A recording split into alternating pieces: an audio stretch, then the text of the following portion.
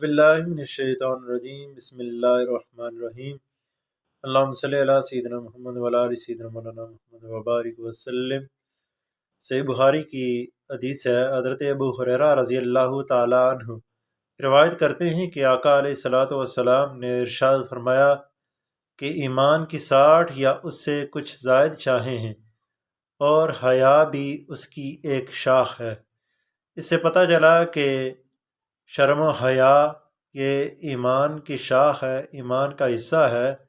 جس کے اندر شرم و حیا ہوگا اس کے اندر ایمان بھی ہوگا، یعنی جو شرم و حیا والا ہوگا وہ ایمان والا بھی ہوگا، اور جس کے اندر حیا بالکل ختم ہو چکی ہوگی، جس کے اندر حیا نہیں ہوگی کسی چیز کی بھی، وہ سمجھیں کہ اس کے ایمان کے اندر کمزوری ہے۔